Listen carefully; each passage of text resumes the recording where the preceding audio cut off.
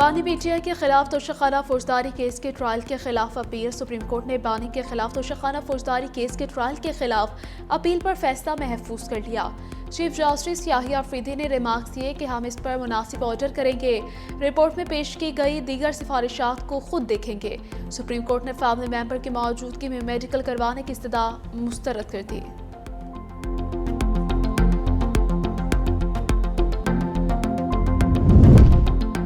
हसीना वाजिद की इक़्तिदार से बेदखली के बाद बांग्लादेश के पहले आम इंतखाबात पोलिंग का अमल जारी। जेएमसी पर मुश्तमिल जमात नेशनल सिटीजन पार्टी के कन्वीनर नाहिद इस्लाम ने वोट कास्ट कर दिया। नाहिद इस्लाम का कहना है कि जिंदगी में पहली बार बगैर किसी परेशानी के अपना वोट कास्ट किया है। अमीर जमात इस्लामी शफीउर रहमान बांग्लादेशी नेशनल पार्टी के सरबराह तारिक रहमान ने भी वोट कास्ट कर दिया है। पोलिंग शाम 4:30 बजे तक जारी रहेगी। 300 नशिस्तों पर 2000 से ज्यादा उम्मीदवार मद्दे मुकाबिल हुकूमत साजी के लिए 151 नशिस्तें दरकार हैं।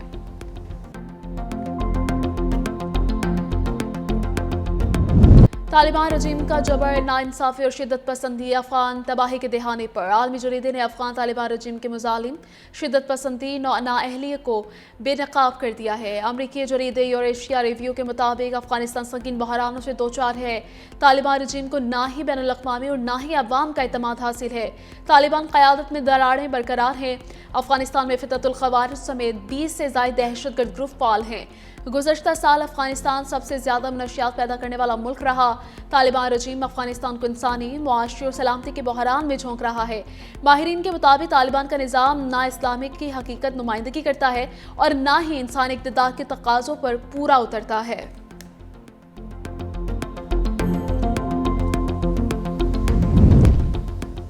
और बाबरी मस्जिद से मुतल्लिक़ बीजेपी का मुतनासिब मौक़िफ़ फिर सामने आ गया। वज़ीर आला उत्तर प्रदेश योगी आदित्यनाथ का कहना है, राम मंदिर की तामीर का वादा पूरा कर दिया, बाबरी मस्जिद दोबारा तामीर नहीं होने दी जाएगी।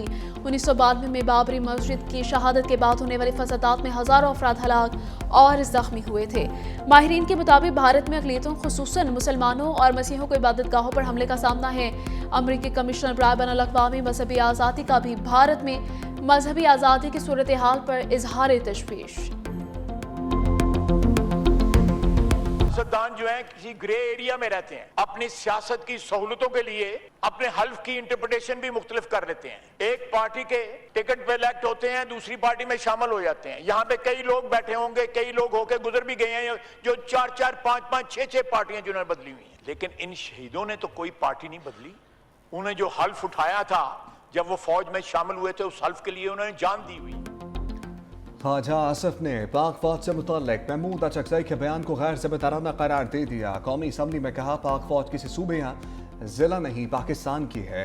दहशतगर्दी के खिलाफ जंग में हम रोज़ाना नुकसान उठा रहे हैं। 5 साल में 3141 एहलकार शहीद हुए।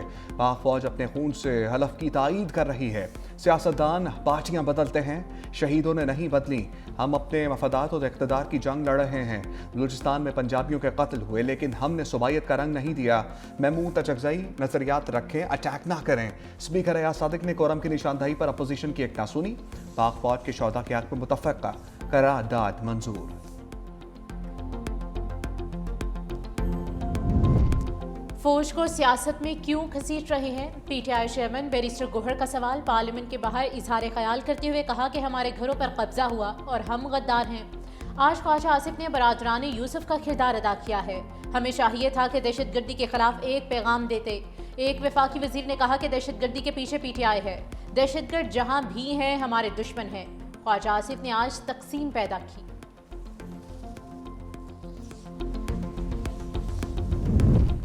अपोजिशन लीडर का पाक फौज पर हालिया बयान अफसोसनाक और झूठ पर मबनी है। सिक्योरिटी ज़राए का 2 टोक मौक़िफ़। लाहौर में मीडिया नुमाइंदगान से सिक्योरिटी अहदेदारों की मुलाकात। कहा, बातचीत तमाम सियासी जमातों का इस्तेहकाक है, सियासत से फौज का कुछ लेना देना नहीं। कानूनी और कोर्ट केसेस और इससे जुड़े तमाम मामलात का फैसला आइन और कानून के मुताबिक अदालतों ने करना है। कोई बयानिया फौज और अवाम के रिश्ते को कमज़ोर नहीं कर सकता। हमारा बयानिया सिर्फ पाकिस्तान है। तमाम स्पॉन्सर्ड दहशतगर्दी के पीछे भारत का हाथ है। तरलाई अवाम बारगाह के हमलावर को ट्रेनिंग अफगानिस्तान ने दी। बैरूनी और अंदरूनी साजिशी अनासर के खिलाफ सख्त कार्रवाइयां नागुज़ीर हैं। गुड गवर्नेंस सी दहशतगर्दी को जड़ से खत्म कर सकती है। खैबर पख्तूनख्वा में दहशतगर्दी पर काबू पाने के लिए नेशनल एक्शन प्लान ही कुंजी है।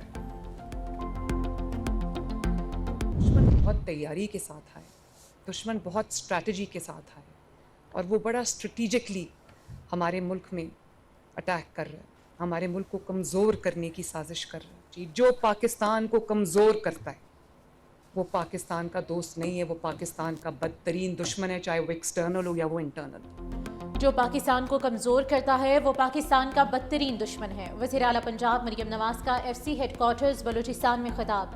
کہا چاہے بیرونی ہو یا اندرونی, کچھ لوگ کہتے ہیں کہ دہشت گرد ہمارے بھائی ہیں.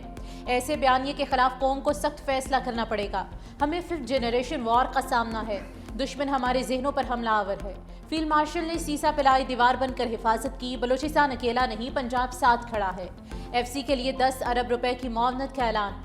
وزیر اعلیٰ پنجاب مریم نواز کی پنک گیمز کی افتتاحی تقریب میں شرکت. 2027 میں پنجاب کے پہلے اسپورٹس سٹی کی تعمیر کا بھی اعلان. کہا عورت ملک بھی چلا سکتی ہے, صوبہ بھی چلا سکتی ہے, وزارت بھی چلا سکتی ہے اور جنگ بھی لڑ سکتی ہے. میرٹ اور ٹیلنٹ کی کوئی صنف نہیں ہوتی.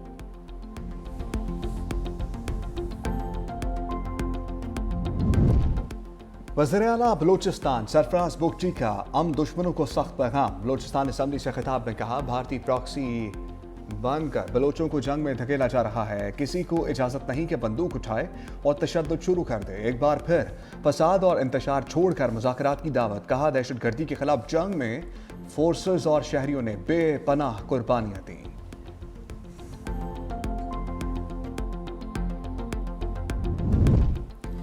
امریکی صدر ڈونلڈ ٹرمپ سے اسرائیلی وزیر اعظم کی وائٹ ہاؤس میں ملاقات. نیتنیاہو کی امریکہ ایران جوہری مذاکرات پر اثر انداز ہونے کی کوشش.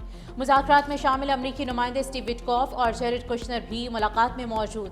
نیتنیاہو نے ملاقات سے پہلے یون میں کہا تھا کہ امریکہ کو جوہری مذاکرات کے حوالے سے اسرائیلی موقف کو بھی اہمیت دینا ہوگی. اسرائیل کسی صورت ایران کے جوہری پروگرام کو برداشت نہیں کرے گا.